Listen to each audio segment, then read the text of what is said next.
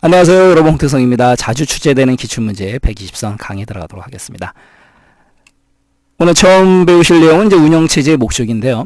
운영체제 뭐예요? 오퍼레이팅 시스템 OS라고 부르죠. 운영체제를 사용하는 그 목적 4가지. 그 다음에 아울러 다른 의미로 성능을 평가하는 요소 이렇게도 물어봐요. 그렇기 때문에 운영체제의 목적, 성능평가 요소 같이 알고 가셔야 돼요. 그래서 운영체제의 목적은 우리 암기 쏙쏙 해드렸죠. 신사처럼 응해라. 신사처럼 응해라. 이렇게 머릿속에 좀 넣어두세요. 신사처럼 응해라. 뭐예요? 신은 신뢰도. 믿을 수 있느냐 없느냐. 그죠? 주어진 문제를 얼마나 정확하게 처리하느냐. 믿을 수 있느냐 없느냐. 신뢰도 어렵지 않고요. 신. 사는 뭐예요? 사용 가능도. 사용 가능도. 시스템을 얼마큼 빠르게 사용할 수 있느냐. 신사처럼 응해라. 처는 뭐예요? 처리 능력. 처리 능력이라는 거는 컴퓨터가 처리할 수 있는 일의 양을 뜻하는 건데 시스템의 생산성을 나타내는 단위. 뭐 말장난 조심하시고요. 그 다음 응은요. 응답 시간이죠. 턴어라운드 타임. 어떤 결과가 돌아올 때까지의 시간을 갖다가 우리가 응답 시간, 턴어라운드 타임이라고 불러요. 이건 좀 같이 좀 알고 가셔야 돼요. 그래서 운영체제의 목적, 성능평가 요소는 신사처럼 응해라. 신, 신뢰도. 사용 가능도. 뭐예요? 처리 능력.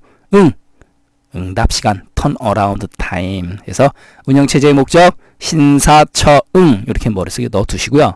그 다음에 아울러 조심하실 게 뭐냐면 신뢰도는요. 높은 게 좋은 거죠. 그 다음에 사용 가능도 높은 게 좋은 거죠. 됐죠? 그 다음에 처리 능력 얘도 높은 게 좋은 거죠. 그 다음에 응답 시간은요. 빠른 게 좋은 거죠. 여러분들 이거 말장난 조심하셔야 돼요. 응답 시간이 증가한다는 건 뭐예요? 느려 터진다라는 뜻이죠. 그걸로 또 시험 문제 나오니까 조심하시기 바랍니다. 그래서 운영체제의 목적, 성능평가 요소, 신사처응 가겠습니다. 1번 다음 중 컴퓨터에서 사용하는 운영체제의 목적으로 옳지 않은 것은 무엇인가? 첫 번째, 처리 능력 증가. 처리 능력이 증가되는 건 좋죠. 높은 게 좋은 거니까. 두 번째, 반환시간. 반환시간은 이제 응답시간 같은 의미예요. 턴어라운드 타임 증가. 바로 이거죠. 반환시간이 증가한다는 얘기는 뭐냐면 느려 터진다. 그러니까 이건 운영체제의 목적이 아니죠. 1번의 정답은 2번이 되는 거다라는 거고. 세 번째, 신뢰도 증가, 믿을 수 있느냐 없느냐, 이건 높은 게 좋은 거죠. 맞는 거고. 네 번째, 사용 가능도 증가, 얘도 마찬가지죠. 그래서 운영체제의 목적, 성능평가 요소, 신사처응. 1번의 정답은 반환시간의 증가. 2번, 운영체제는 사용자의 편의성과 시스템의 생산성을 높이기 위한 프로그램이다. 자, 이거 문제이지만 공부하겠습니다. 오퍼레이팅 시스템, 운영체제는 사용자, 우리 유저에게 편리함을 줍니다. 맞고요.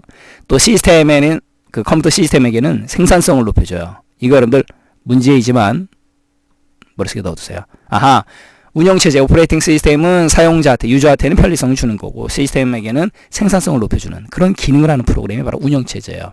알아두시고. 다음 중 운영체제의 목적으로 거리가 먼 것은 무엇인가? 첫 번째, 처리 능력 증대. 맞죠? 두 번째, 신뢰도 향상. 높은 게 좋은 거니까 말장난 조심하셔야 되고. 응답 시간 단축. 턴어라운드 타임 단축. 맞죠? 네 번째, 파일 전송. 정답은 4번이 되는 거죠. 파일 전송이라는 건 이제 FTP, 그래서 파일 트랜스퍼 프로토콜. FTP가 해당이 되는 거고.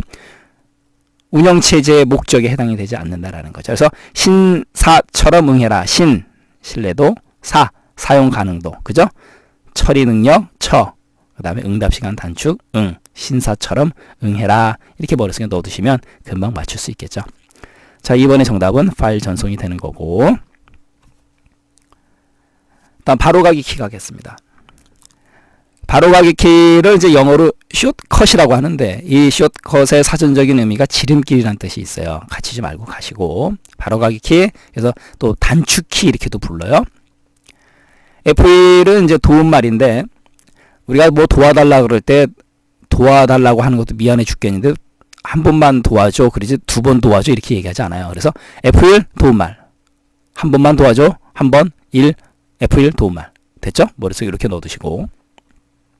그 다음 F2는요. 선택한 항목의 이름 바꾸기. 이름 바꾸기. 이름 바꾸기. F2.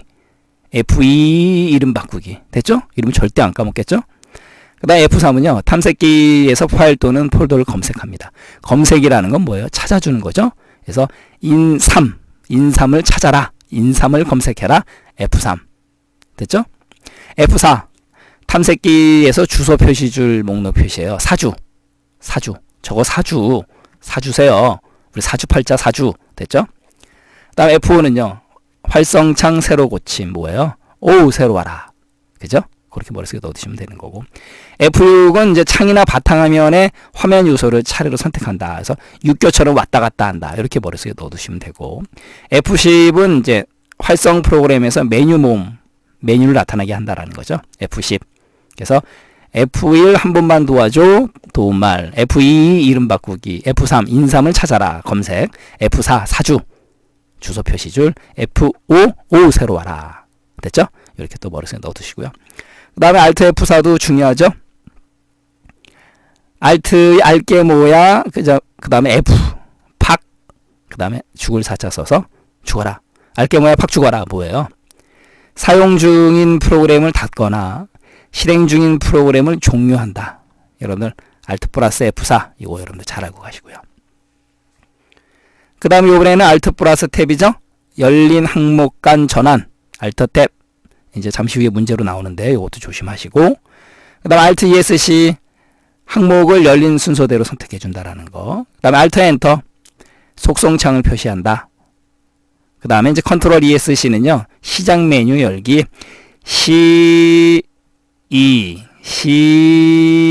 그죠? 시작 메뉴 열기. 컨트롤 플러스 ESC. 됐죠? 그 다음에 작업 관리자 열기는 컨트롤 플러스 시프트 플러스 ESC. 이거 여러분들 반드시 머릿속에 넣어두셔야 돼요. 중요합니다. 컨트롤 플러스 시프트 플러스 ESC. 작업 관리자. 자, 칠판 한 판 지우고 또 넘어가겠습니다. 시프트 플러스 F10 같은 경우는 바로가기. 선택한 항목에 대한 바로가기 메뉴. 시프트 플러스 F10 알아두시고. 그 다음에 시프트 플러스 딜리트. 매우 중요하죠. 딜리트는 삭제. 근데 시프트를 누르고 딜리트를 하게 되면 휴지통에 버리지 않고 바로 삭제해 줍니다. 됐죠? 시프트 플러스 딜리트 조심하시고. 그 다음에 이번에는 이제 윈도우 키인데요. 우리가 윈키 또는 윈도우 키 이렇게 불러요. 그래서 윈도우 키를 누르게 되면 시작 메뉴 열기 또는 닫기. 아까 우리 시작 메뉴는 뭐예요? 이거 컨트롤 플러스 ESC도 같은 기능이에요. 알고 가시고. 그 다음 윈도우 키 누르고 PAUSE 퍼즈 또는 브레이크 같은 개념이죠. 시스템 속성 대화 상자를 표시해 준다. 이거 여러분들 머릿속에 넣어두시고요. 실무에서도 내가 지금 쓰고 있는 컴퓨터에 대한 시스템에 대한 정보를 알고 싶을 때 윈도우 키 누르고 퍼즈 키 누르면 돼요. 알아두시고. 나 윈도우 키 누르고 LOCK 락 잠그는 거죠. 컴퓨터 잠금. 나 윈도우 키 누른 다음에 D 디스플레이 바탕화면 표시 이렇게 알아두시면 되는 거고. 또 윈도우 키 누르고 T는 작업 표시줄 태스크바 그죠? 작업 표시줄의 프로그램을 차례대로 선택해 준다라는 거. 그 다음에 윈도우 키 누르고 R.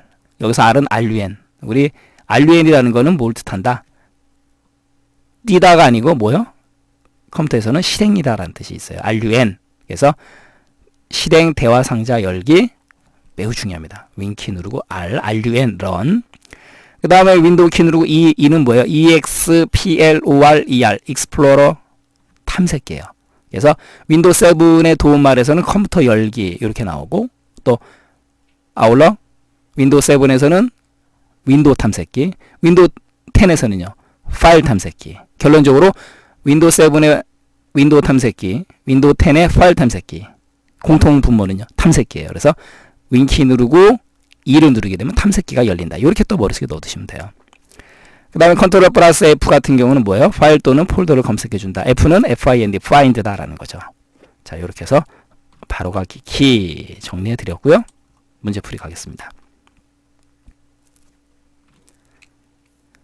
3번 다음 중 한글 윈도우즈에서 사용하는 바로가기 키에 관한 설명으로 옳지 않은 것을 골라라 라는 거죠. 첫 번째, Alt 플러스 엔터 선택된 개체의 속성창을 표시해 준다. 맞죠? Alt 플러스 엔터고.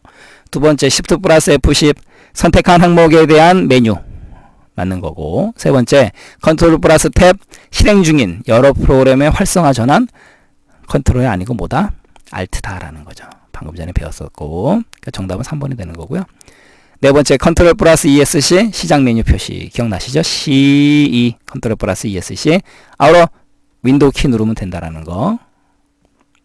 그래서 3번의 정답은 3번이 되는 거고요. 4번 가겠습니다. 다음 중 윈도우즈에서 사용하는 바로가기 키에 대한 설명으로 옳지 않은 것은 무엇인가? 첫 번째 윈도우 키 누르고 L 뭐예요? LOCK 락 잠금 맞는 거고, 두 번째 윈도우 키 누르고 R 런 뛰다 그죠? 실행하다 라는 뜻이 있죠. 그래서 실행 대화 상자 열기 알아두시고, 3번 윈도우 키 누르고 퍼즈 뭐예요? 시스템 창 표시 퍼즈 브레이크 같은 의미. 그 다음 윈도우 키 누르고 E 누르게 되면 EXPLORER 뭐예요? 탐색기가 열린다라고 말씀드렸었죠. 그러니까 장치 및 프린터 추가가 아니다라는 거죠. 그래서 4번의 정답은 4번이 된다라는 거죠. 자, 이렇게 해서 이제 4번까지 풀이해 드렸고요. 휴지통 가겠습니다.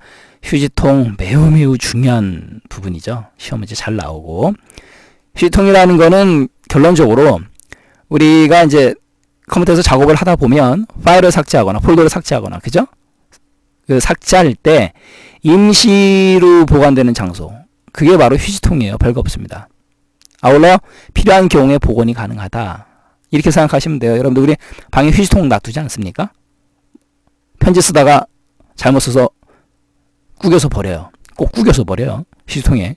그러고 나서 아까 뭐라고 썼지? 궁금하면 다시 갖고 올 수 있잖아요. 그게 바로 복원이에요. 됐고, 각 드라이브마다 따로 설정이 가능하다. 우리 각 방마다 휴지통 크기 다르게 할 수 있잖아요. 놓을 수 있잖아요. 바로 그렇게 생각하시면 되는 거고, 그 다음에 조심하실 게 복원시킬 경우에 경로 지정을 하지 않아도 자동으로 원래 위치로 복원해 준다. 이거는 우리가 드라이브마다 막 삭제를 했을 때 그걸 어떻게 다 기억을 해요. 그래서 이거는 땡큐 좋은 기능이에요.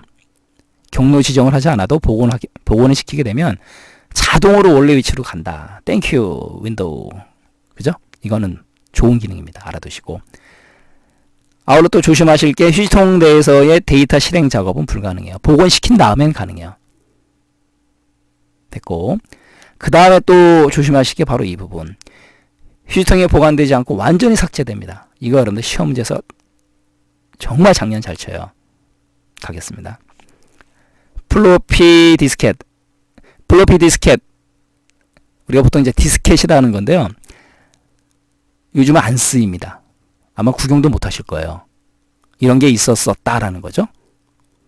그래서 플로피 디스크, 디스켓에서 삭제한 거 복원 안 됩니다. 알아두시고. 하지만 조심하시고, USB 메모리. 이거 많이 사용한단 말이에요. USB 메모리에서 삭제한 거요? 복원 안 됩니다. 완전히 삭제됩니다. 이거 정말 조심하셔야 돼요. 실무에서 가장 많이 나타나는 거죠. 그 다음 도스 모드. 도스 모드에서 삭제할 일이 별로 없어요. 하지만 알고는 계셔야 돼요. 그 다음에 USB 메모리처럼 실무에서 가장 많이 실수 나타나는 부분.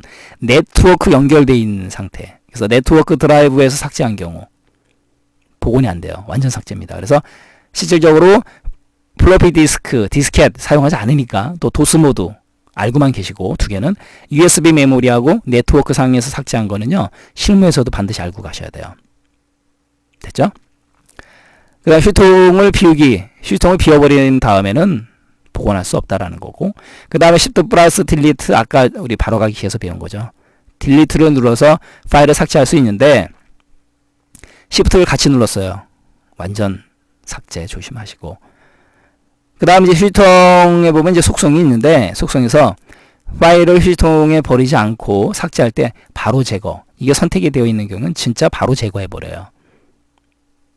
그 다음 바로하기 메뉴에서 Shift를 누른 채 삭제를 선택한 경우, 이건 뭐 Shift 플러스 딜리트랑 같은 개념이고, 그 다음에 같은 이름의 항목을 복사, 이동, 카피나 무브 했을 때, 이런 작업을 했을 때 덮어 쓴 경우 오버라이트 되는 거죠. 이랬을 때 복원이 안 된다라는 거죠.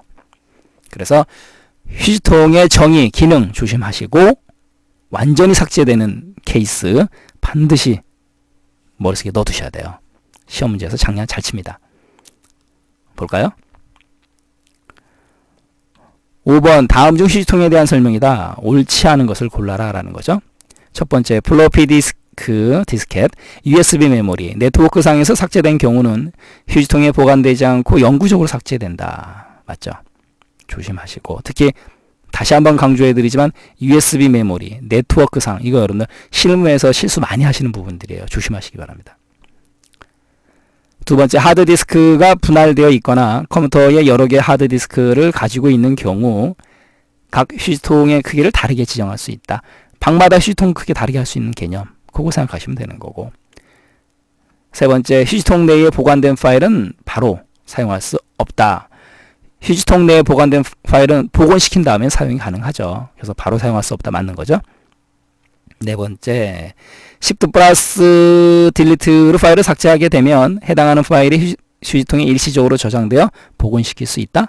없다죠, 없다. 그래서 5번의 정답은 4번이 되는 거고. 6번, 다음 중 윈도우즈에서 사용하는 휴지통에 대한 설명이다. 옳지 않은 것을 골라라 라는 거죠. 첫 번째, 명령 프롬프트, 그러니까 도스 모드죠. 창에서 삭제한 파일은 휴지통과 관계없이 영구히 삭제된다. 맞고. 두 번째, 휴지통의 크기는 각각의 드라이브마다 다르게 지정할 수 있다. 맞는 거죠. 방마다 휴지통 다르게, 크기 다르게 설치할 수 있는 것처럼, 놓을 수 있는 것처럼. 세 번째, USB 드라이브에서 삭제한 파일은 휴지통에서 복원 메뉴로 복원할 수 있다. USB 드라이브, USB 메모리, 네트워크 안 된다고 말씀드렸었죠. 그러니까 6번의 정답은 3번이 된다라는 거죠. 네 번째 보겠습니다. 휴지통의 최대 크기는 휴지통 속성창에서 변경할 수 있다. 이건 뭐 당연히 속성창에서 크기 변경 그런 기능 제공해 줘야 되겠죠. 자, 6번의 정답은 이제 3번이 되는 거고요. 그 다음에 이제 제어판 개념에서 사용자 계정 가겠습니다. 계정 유형은 이제 관리자 계정이 있고요. 관리자 힘이 세요. 이렇게 알아두시면 돼요. 그 다음에 스탠다드 표준 계정이 있는 거고, 그 다음에 게스트 계정. 게스트는 뭐예요? 손님이죠. 그런데 우리가 이제 윈도우 7에서는 관리자 계정, 표준 계정, 게스트 계정을 다 지원을 해줘요. 하지만 윈도우 10에서는 관리자 계정하고 스탠다드, 표준 계정만 지원을 해줍니다. 게스트 계정이 없어진 건 아니에요. 존재는 하는데 윈도우 10에서는 관리자하고 표준만 지원을 해준다. 왜요? 보안 문제 때문에 윈도우 10에서는 게스트 계정은 지원하지 않는다. 이렇게 알고 가시고요. 가겠습니다. 관리자 계정, 컴퓨터에 대한 제어 권한이 가장 많다. 관리자이기 때문에. 그래서 소프트웨어 하드웨어 설치 관리자. 그 다음에 또 조심하실 게 모든 파일에 대한 액세스 접근이 가능해요. 아울러 다른 사용자 계정도 변경이 가능합니다. 왜요? 관리자니까요. 이렇게 알아두시면 되는 거고. 스탠다드는요. 얘는요. 컴퓨터에 설치된 대부분의 프로그램을 사용할 수 있어요. 그리고 사용자 계정에 영향을 주는 설정은 변경할 수 있습니다. 그래도 표준이기 때문에. 그런데 조심하실 건 뭐냐면 일부 소프트웨어 및 하드웨어를 설치 또는 제거할 수 없고 컴퓨터 작동에 필요한 파일은 삭제할 수 없어요. 이건 누구만 할 수 있는 거예요? 관리자만. 조심하시고. 아울러 다른 사용자나 컴퓨터 보안에 영향을 주는 설정은 변경할 수 없다. 왜요? 관리자만 할 수 있다. 조심하시기 바랍니다. 그래서 관리자하고 표준 계정 차이점 조심하시고. 아울러 게스트, GUEST 게스트는요. 다른 사용자가 내 컴퓨터에 임시로 액세스할 수 있다. 그래서 손님이니까 손님이 임시로 집에 방문할 수 있잖아요. 그 개념으로 생각하시면 되는 거고. 그 다음 소프트웨어나 하드웨어를 설치하거나 설정을 변경하거나 암호를 만들 수 없다. 이건 뭐예요? 손님이 와가지고 집에 있는 가구 배치 마음대로 하고, 그죠? 현관문 비밀번호 바꾸고 못하잖아요. 손님은 게스트 계정. 그렇게 알아두시면 돼요. 됐죠? 자, 문제 먼저 좀 풀고. 7번 다음 중 윈도우즈에서 사용자 계정에 관한 설명으로 옳지 않은 것을 골라라 라는 거죠. 첫 번째, 게스트 계정은 암호가 없다. 손님이니까요. 두 번째, 게스트 계정은 소프트웨어나 하드웨어를 설치할 수 없다. 당연한 거고. 세 번째, 관리자 계정은 다른 사용자 계정의 이름, 그림, 암호 및 계정 유형을 변경할 수 있다. 왜요? 관리자니까. 이렇게 되면 정답은 4번이 되는 거죠. 네 번째, 표준 사용자 계정은 스탠다드는 소프트웨어나 하드웨어 설치 및 보안 설정 등을 수행할 수 있다. 보안 설정 누구만 할 수 있어요? 바로 관리자만 할 수 있다.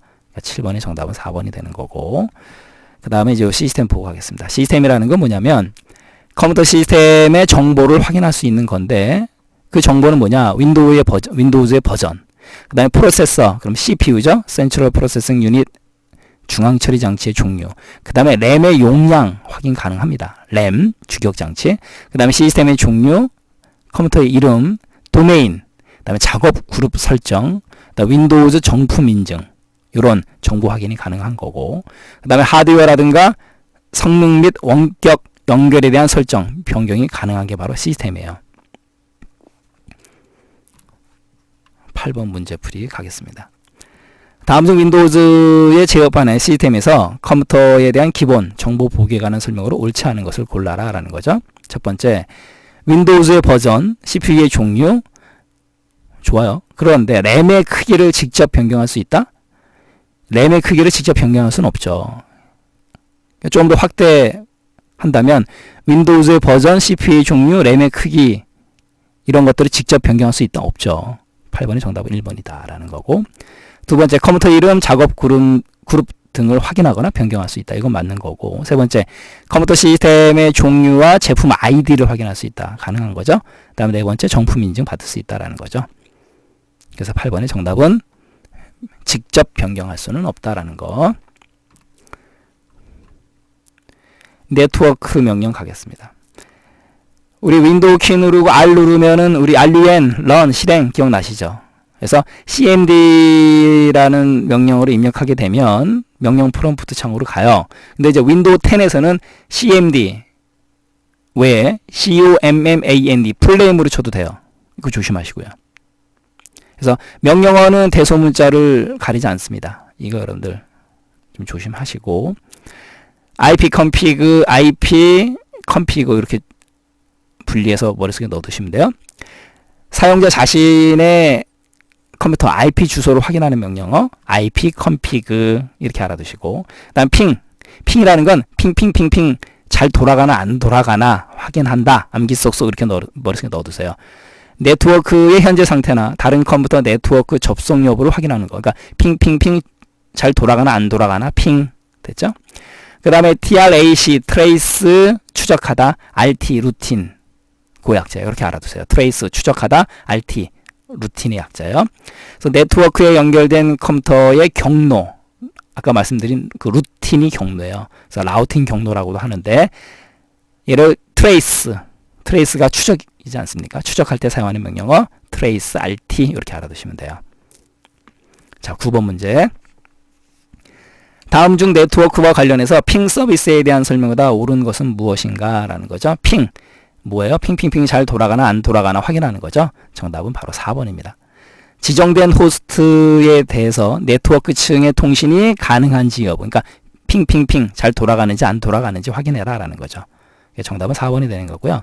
3번 같은 경우는 DNS가 가지고 있는 특정 도메인의 IP 주소를 검색해주는 서비스. 이 검색이 우리가 영어로 lookup이라고 하면요, look, lookup 그러면은 뭐예요? 찾다, 검색하다 이런 뜻이 있는데, DNS에서 D를 빼버리고 NS만 따왔어요. NS lookup. 3번 같은 경우는 NS lookup이에요. 이렇게 또 머릿속에 같이 넣어두시기 바랍니다. 그래서 9번에 핑에 대한 옳은 설명은 4번이 정답이고, 3번에 IP 주소를 검색해주는 서비스는 NS lookup인데 검색 DNS에 D를 빼고 NS 이렇게 또 머릿속에 넣어두시면 되죠.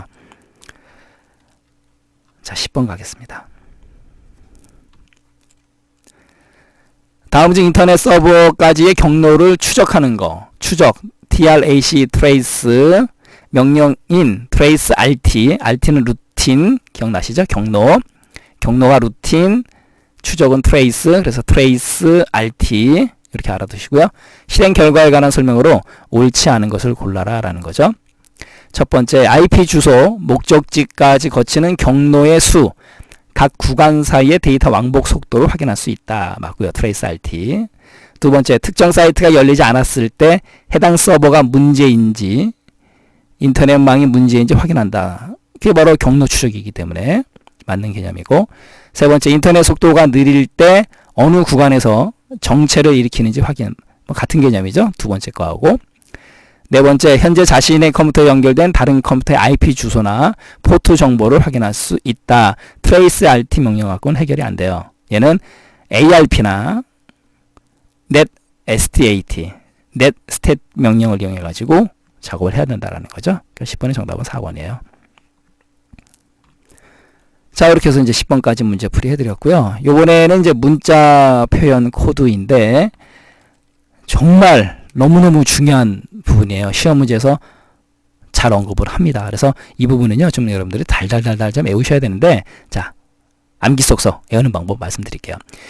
일단 BCD 코드라는 거는 이지나 10진 코드라고 하는데, BCD, 그죠? A, B, C, D, A만 빼버리고 BCD 외우기 쉬워요. 그렇게 외우시면 되는데, 일단 BCD 코드는 6비트예요. 그거 먼저 외우세요. 6비트.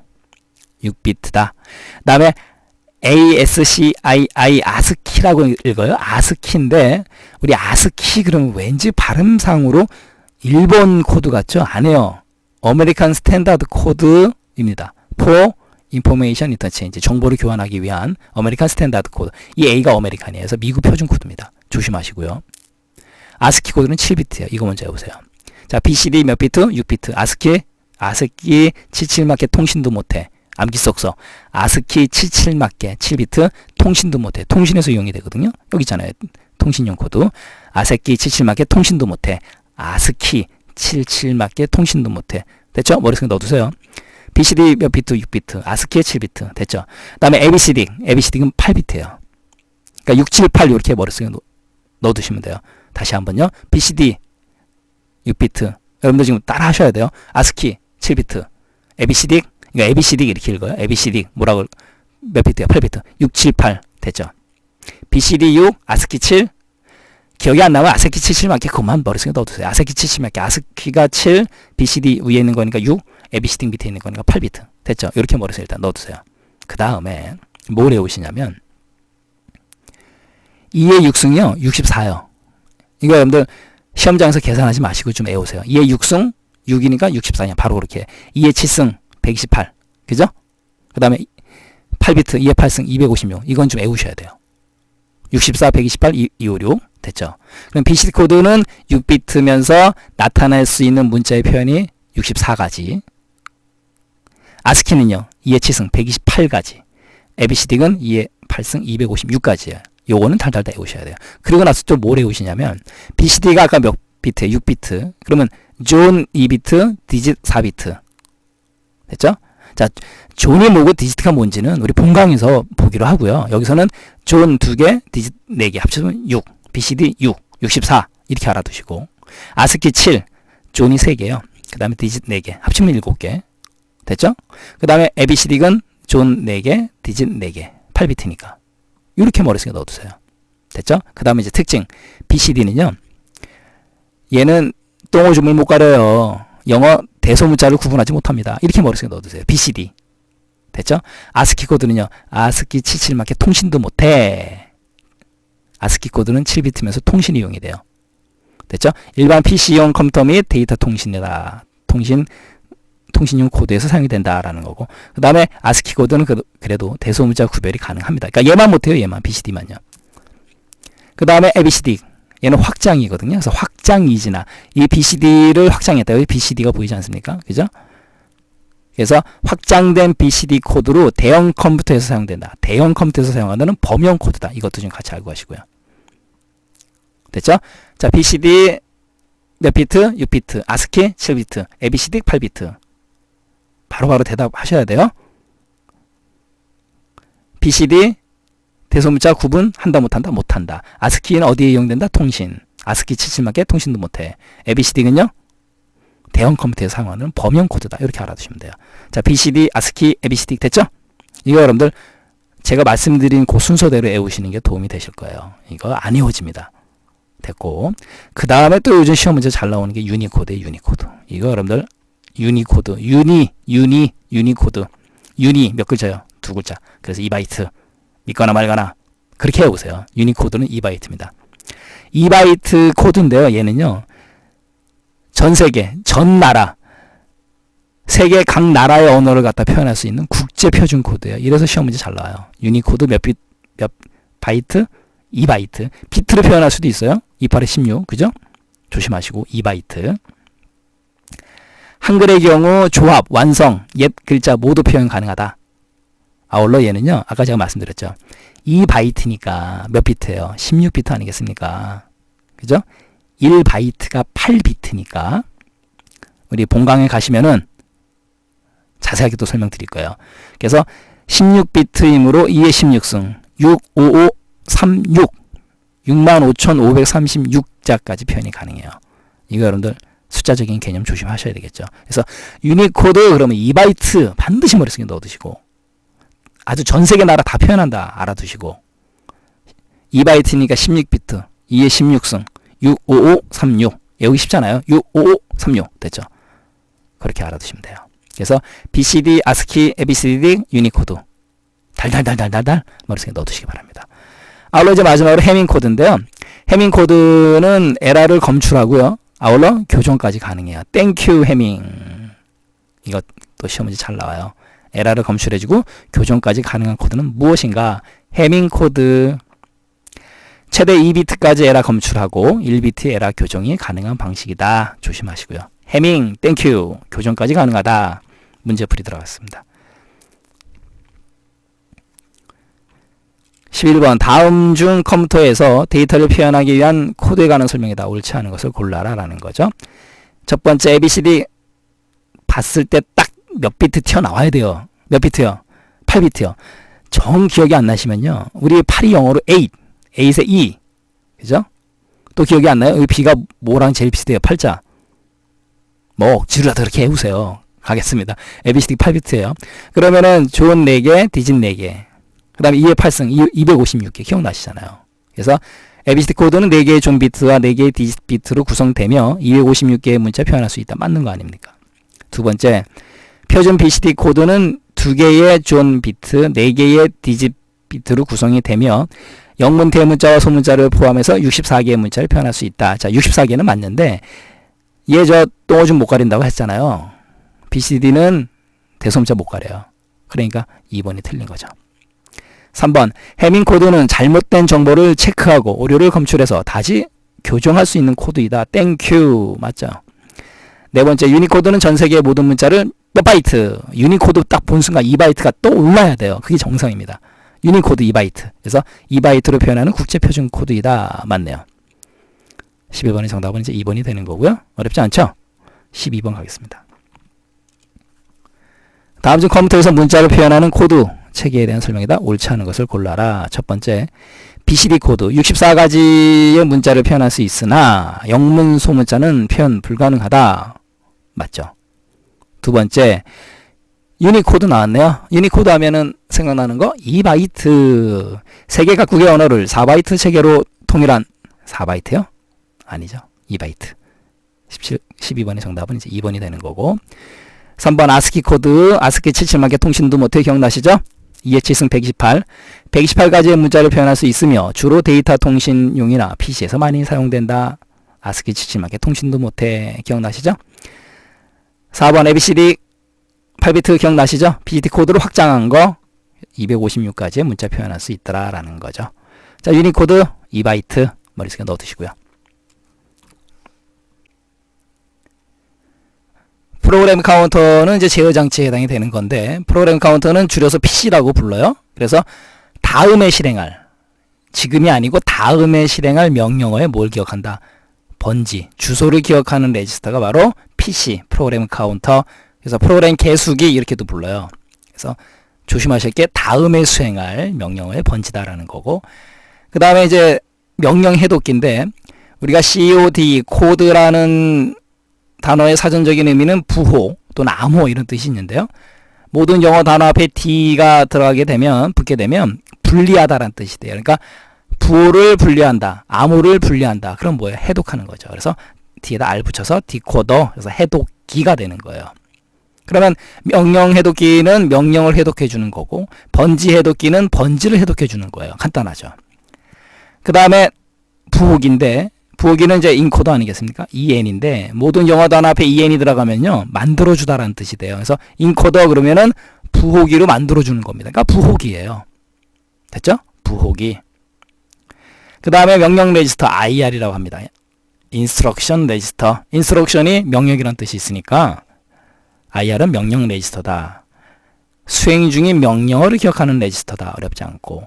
그 다음에 MAR, 메모리 어드레스 레지스터. 뭐예요? 주소를 기억하는 레지스터. MAR이고.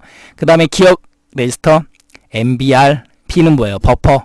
그래서 내용을 기억하는 레지스터다라는 거죠. 됐죠? 자, PC, 명령 해독기, 번지 해독기, 디코더, 그 다음에 인코더, 그 다음에 IR, MAR, MBR은 제어장치 동네 애들이에요. 구분 잘 하시고요. 잠시 후에 이제 연산장치하고 구분을 잘 하셔야 돼요. 13번 다음 중 프로그램 수행에 있어서 다음 순서에 실행할 명령어의 주소를 저장하는 레지스터는 무엇인가? 정답은요. 프로그램 카운터 PC 바로 나와야 되죠. 13번의 정답은 2번이다라는 거고. 14번 다음 중 컴퓨터의 제어장치에 있는 레지스터에 관한 설명으로 옳지 않은 것은 무엇인가? 라는 거죠. 첫 번째, 다음번에 실행할 명령어의 번지를 기억하는 프로그램 개수기가 있다. 아까 제가 카운터, 개수기 뭐 이렇게 말씀드렸었고, PC, 프로그램 카운터. 2번, 현재 실행 중인 명령어를 기억하는 명령 레지스터, IR, 인스트럭션 레지스터 기억하시고요. 세 번째, 명령 레지스터에 있는 명령어를 해독하는 명령 해독기가 있다. 디코더. 이건 뭐 의미 그대로고. 그럼 정답은 이제 4번이 되는 거죠. 해독된 데이터의 음수 부호를 검사하는 부호기가 있다. 부호기는 인코드는 부호화해 주는 거죠. 그래서 음수 부호 검사 해당되지 않아요. 14번의 정답은 4번이 된다라는 거죠. 이번에는 이제 연산장치 가겠습니다. 아까 말씀드렸었죠. PC, MAR, MBR, IR, 인코더, 디코더 이런 애들은 다 제어장치에 해당이 되는 거고, 이제는 연산장치예요. ADDER, 애더, 더해준다라는 뜻이 있는 거죠.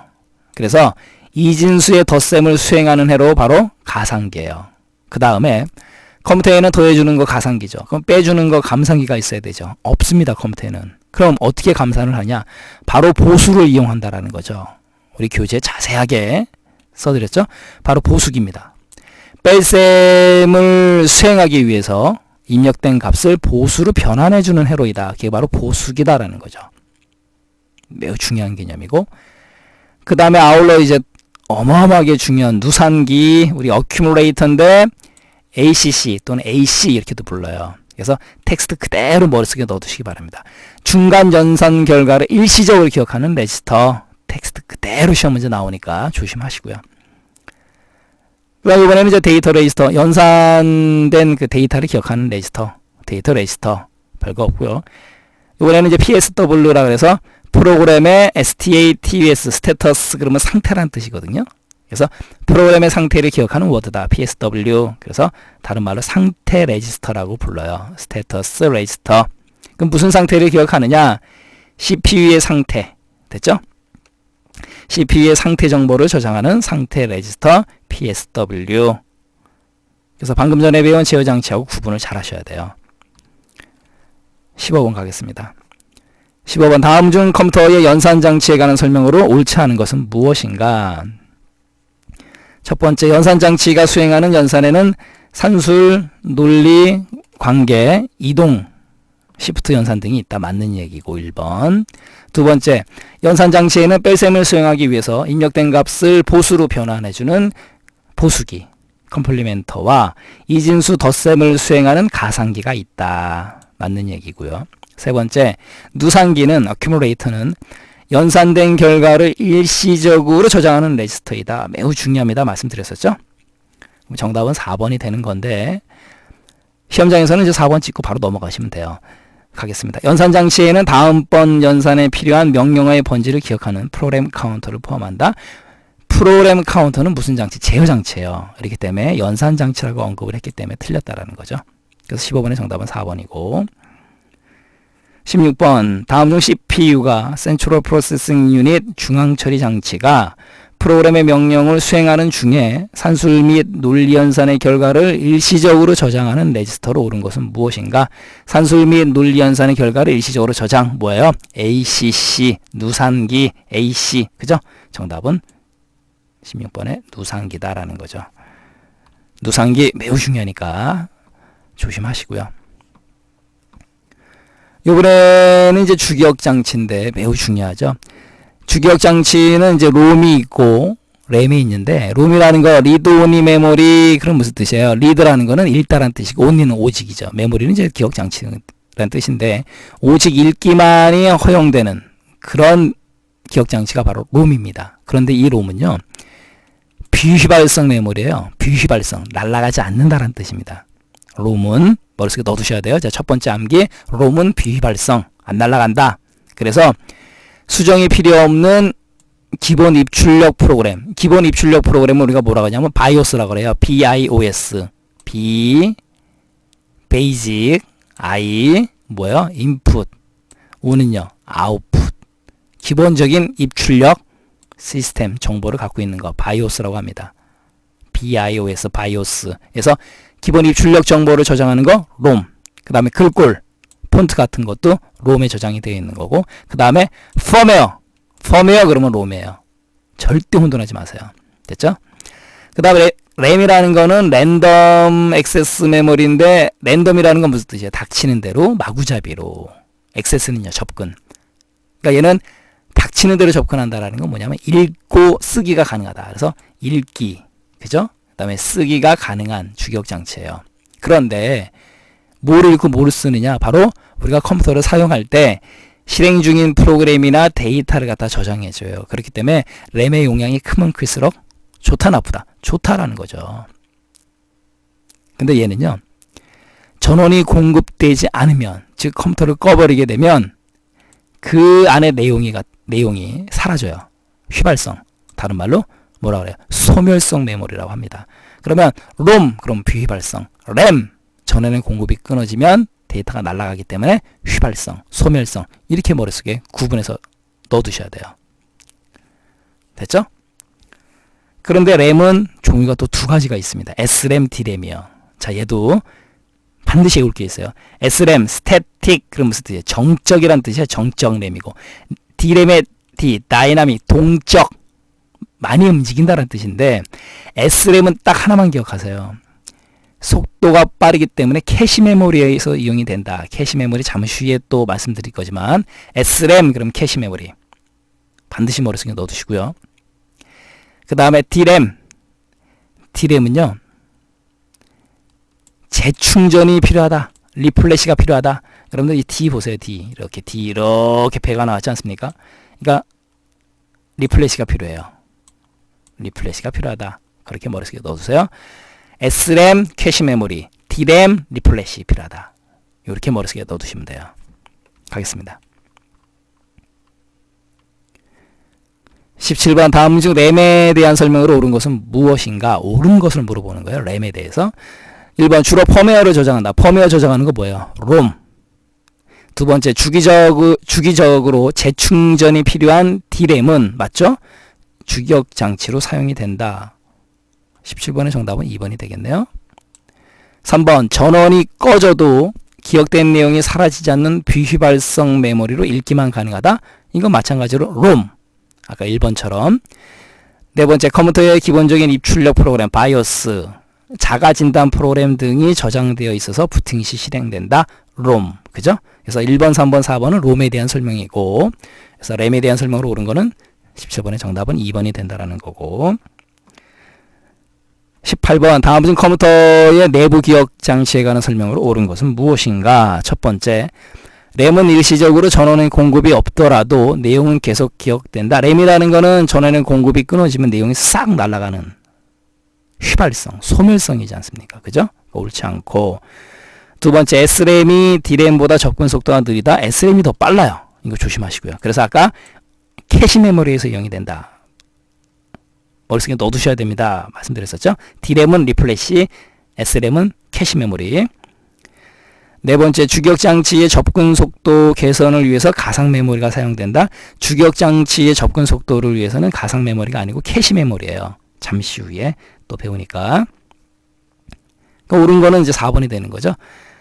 롬에는 바이오스, 베이직 인풋 아웃풋 시스템 아까 말씀드렸었고 기본 글꼴, 그 다음에 POST, 포스트, P는 파워, O는 온, 전원이 켜지면 셀프 테스트, 파워 온 셀프 테스트, POST는 그 의미예요. 시스템 등이 저장되어 있다. 어디에? 롬에. 맞습니다. 18번의 정답은 4번이다라는 거죠. 자, 19번 가기 전에 기타 기억 장치인데요. 중요한 거 위주로 머릿속에 반드시 넣어두셔야 되는 거 위주로 좀 정리해 드리겠습니다. 캐시 메모리는요. 캐시가 무슨 뜻이 있냐면 은닉장소라는 뜻이 있어요. 머릿속에 넣어두세요. 은닉장소에 뭔가를 몰래 숨겨놓는 은닉장소라는 뜻이 있는데 이 캐시 메모리 하면 머릿속에 떠오르실 게 뭐냐면 주중의 캐러가 자 이렇게 머릿속에 넣어두세요. 주는요. 주기억장치고 중은 중앙처리장치예요. 그 중간에 있습니다. 아울러 휘발성 메모리예요. 조심하시고 속도가 빠른 중앙처리장치, 상대적으로 속도가 느린 주기억장치, 그죠? 그 사이에 있는 고속의 버퍼 메모리예요. 이거는 캐시 메모리의 정의입니다. 반드시 머릿속에 넣어두셔야 돼요.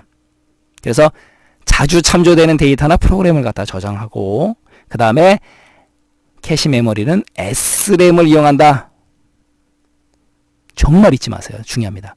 아까도 말씀드렸었죠? 캐시 메모리, SRAM. 주중에 캐러가자 주기억 장치와 중앙 처리 장치 사이에 있다라는 거. 그다음 버퍼 메모리, 버퍼라는 거는 이제 우리 아까 MBR 공부할 때 내용을 기억하는 레지스터 이렇게 배웠지만 버퍼라는 건 어떤 완충 작용을 하는 중간 공간 역할을 해요. 그렇기 때문에 두 개의 장치 사이에 속도가 차이가 있다. 그러면 그 중간에서 그 속도 차이를 해결해 주는 메모리가 바로 버퍼 메모리예요. 우리 타이핑 빠르신 분들 키보드에서 타이핑 쫙 하면은 모니터에 한참 후에 쭉 나타나죠. 우리 키보드에 버퍼 메모리가 있어요. 키보드에서 빠르게 타이핑된 내용을 기억하고 있다가 모니터로 뿌려주는 겁니다. 그게 바로 버퍼 메모리예요. 됐죠? 그다음 연관 메모리, 연관, 어소시에이티브 내용을 가지고 접근하는 겁니다. 머릿속에 반드시 넣어두세요. 연관 메모리. 그래서 CAM이라고도 불러요. Contents Addressable Memory. 내용을 가지고 어드레서블 접근하는 메모리다라는 거 같이 알고 가시고. 그 다음에 가상 메모리, 버추얼 메모리. 뻥치는 거예요. 뻥.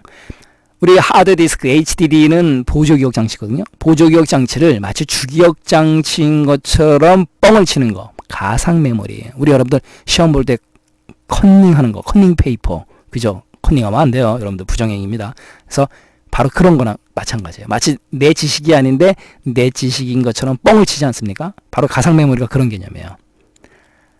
보조기억 장치인 하드디스크를 마치 주기억 장치인 것처럼 사용하는 거.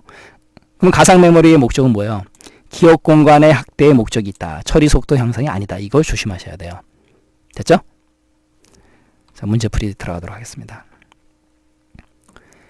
19번 다음 중 컴퓨터의 기억 장치에 관한 설명으로 옳지 않은 것은 무엇인가? 첫 번째, 캐시 메모리는 CPU, 중앙처리 장치와 주기억 장치 사이에 위치한다. 맞고요. 컴퓨터의 처리 속도를 향상시키는 역할을 한다. 맞죠? 주로 동적 램을 사용한다? 맞죠? 아니죠. 캐시 메모리는 아까 그렇죠. SRAM. 19번의 정답은 1번이 된다라는 거죠. 조심하셔야 돼요. 자, 2, 3, 4 매우 중요한 내용이니까 보겠습니다. 가상 메모리는 하드디스크의 일부를 주기억 장치처럼 사용하는 것으로 주기억 장치보다 큰 프로그램을 실행시킬 수 있다. 매우 중요한 얘기예요. 세 번째, 버퍼 메모리는 두 개의 장치가 데이터를 주고받을 때 생기는 속도 차이를 해결하기 위해서 중간에 데이터를 임시로 저장해 두는 공간이다. 버퍼 메모리 완충 역할을 하는 거 맞죠? 네 번째, 연관 메모리는 저장된 내용의 일부를 이용해서 기억장치에 접근해서 데이터를 읽어오는 기억장치다. 연관 메모리, CAM 기억나시죠? Contents Addressable Memory, 연관 메모리 됐네요. 그래서 19번의 캐시 메모리는 주중에 캐러 가자. 그 다음에 무슨 램? SRAM. 자, 20번 문제. 다음 컴퓨터에서 사용하는 기억장치에 관한 설명으로 옳지 않은 것은 무엇인가? 첫 번째, 플래시 메모리는 비발성 기억장치로, 자, 보기를 가지고 머릿속에 넣어두세요. 플래시 메모리 비발성입니다. 맞아요. 왜냐면 날아가면 안 되잖아요. 얘는요. 왜? 디지털 카메라, 그다음에 MP3, 개인용 정보 단말기에서 이용이 되거든요. 그러니까 날아가면 안 되죠. 거기다 데이터를 저장하니까. USB 드라이브 등 휴대용 기기에서 대용량 정보를 저장하는 용도로 사용된다. 플래시 메모리의 정의 기능 조심하시고요. 하드디스크의 인터페이스 방식은 EID, 시리얼 ATA, 그 다음에 SCSI, 스카시 방식 등이 있다. 자, 이거는 우리 내용 정리 안 해드렸지만 하드디스크 인터페이스 방식입니다. 맞다 틀리다 정도만 여러분들 구분하시고요. 세 번째, 캐시 메모리 또 나왔네요. 캐시 메모리는 CPU와 주기억 장치 사이에 위치하며 맞고, 두 장치 간의 속도 차이를 줄여서 맞죠? 컴퓨터의 처리 속도를 빠르게 하기 위한 메모리다. 맞죠? 캐시 메모리로 이용되는 건 무슨 램? SRAM. 네 번째, 그러니까 정답은 4번이 되는 거네요. 20번의 정답은 4번. 갈까요? 왜 틀렸는가? 연관 메모리는 보조기억 장치를 마치 주기억 장치와 같이 사용해서 실제 주기억 장치 용량보다 기억 용량을 확대하는 뭐예요? 가상 메모리죠. 버추얼 메모리죠. 연관은 내용을 가지고 접근하는 CAM이고, 이렇게 해서 20번의 정답은 4번이다 라는 거죠. 자, 이렇게 해서 여러분들 우리 컴퓨터 일반 40문제인데 그 중에서 1번서부터 20번까지 정리해 드렸고요. 다음 시간에 뵙겠습니다. 감사합니다.